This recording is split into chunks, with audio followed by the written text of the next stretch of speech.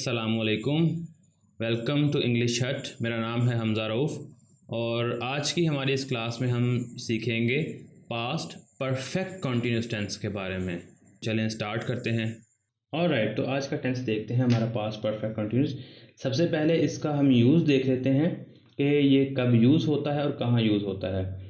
Past perfect continuous is used to indicate an action which started somewhere in past and it was going on that time.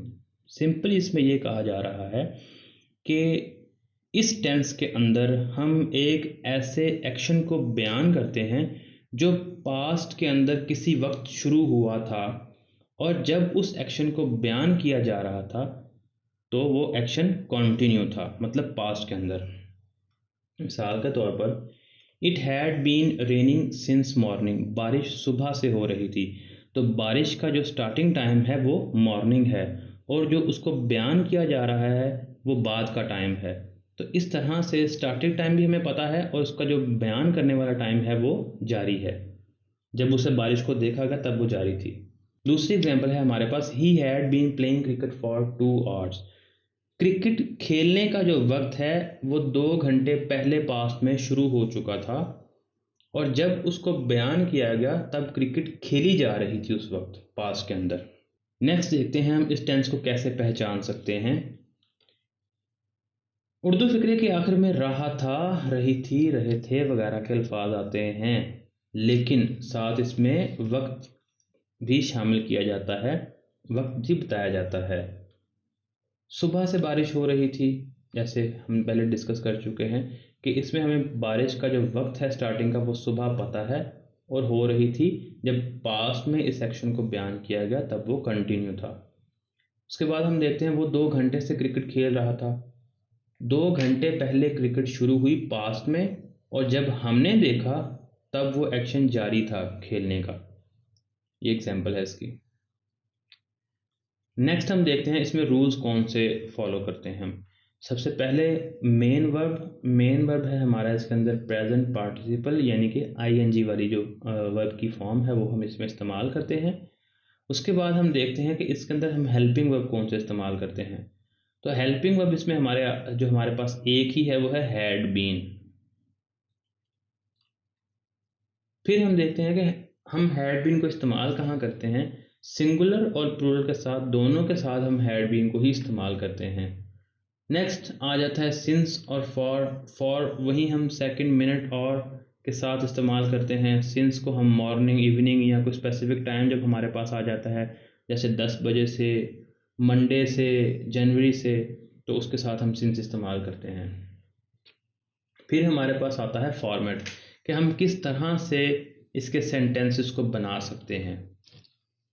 सबसे पहले देखते हैं कि हमारे पास आता है सब्जेक्ट, फिर हमारे पास आता है हैड, फिर बीन, आगे हमारे पास है प्रेजेंट पार्टिसिपल यानी कि वर्ब की जो फॉर्म है, फिर हमारे पास ऑब्जेक्ट आता है और फिर ये सिंस फॉर। उसके बाद है हमारे पास नेगेटिव के अंदर हम सब्जेक्ट को पहले लिखते हैं, फिर हम हैड को लगाते हैं और फिर मैंने बताया था जब हम डबल हेल्पिंग वर्ब यूज़ करते हैं तो हम उनके दरमियान में नॉट लगाते हैं। यहाँ पर भी वही सिस्टम है। आगे हम यहाँ पर भी वही हुआ है।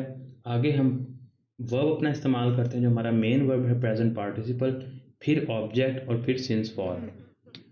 नेक्स्ट हमारे पास है इंट्रोगेटिव सेंटेंस। इंट्रोगेटिव सेंटेंस में हम हेल्पिंग वर्ब को जो है वो स्टार्ट में ले आते हैं, फिर सब्जेक्ट, फिर बीन, फिर हमारा जो वर्ब है प्रेजेंट पार्टिसिपल, फिर ऑब्जेक्ट और फिर सिंस एंड फॉर। उसके बाद हैं WH interrogative words. WH interrogative words को हम जो स्टार्ट पे रखते हैं, फिर हमारे पास हमारा जो हेल्पिंग वर्ब है, मेन हेल्पिंग वर्ब हैड, वो इस्तेमाल करते हैं, फिर सब्जेक्ट और फिर बीन। आगे है प्रेजेंट पार्टिसिपल, मेन वर्ब, फिर ऑब्जेक्ट और फिर सिंस एंड फॉर, किसी भी टाइम को इंडिकेट करने के लिए।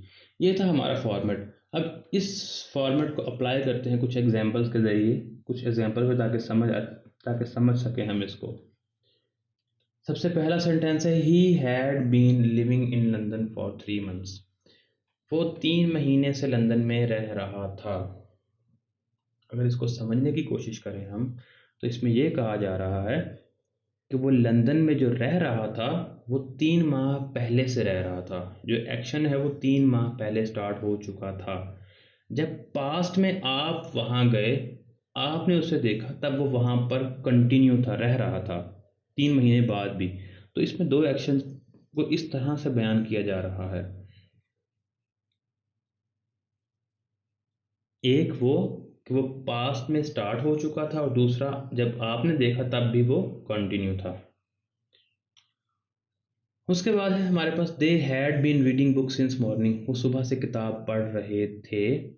फिर आ जाता है हमारे पास तीसरी example, he had not been doing any work since morning, वो सुबह से कोई भी काम नहीं कर रहा था। यहाँ पर ये नेगेटिव सेंटेंस है, हमने हैड के बाद नॉट प्लेस किया है, ठीक है। आगे वही sentence, had they been travelling for 2 weeks, क्या वो 2 हफ्तों से सफ़र कर रहे थे, ठीक है। हैड को यहाँ पे इंट्रोगेटिव सेंटेंस है, यहाँ पर हमने हैड को जो है वो स्टार्ट पे प्लेस किया हुआ है। उसके बाद हमारे पास एग्जांपल आ जाती है WH वर्ड की।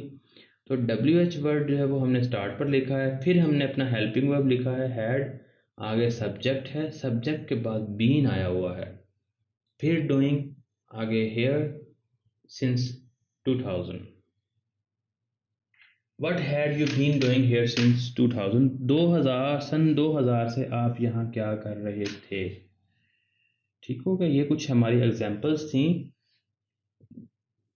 जो हमने अप्लाई की अपने फॉर्मेट को समझने के लिए। उम्मीद करता हूँ ये जो आज का लेक्चर है ये आपको समझ आया होगा। आज की क्लास यहाँ तक ही है। नेक्स्ट जो हमारा टेंस होगा वो होगा फ्यूचर इंडेफिनिट। अगर आपको हमारा आज का टेंस पास्ट परफेक्ट कॉन्टिन्यूस पसंद आया हो, समझ आया हो, तो वीडियो को लाइक और शेयर करें और चैनल को सब्सक्राइब करें।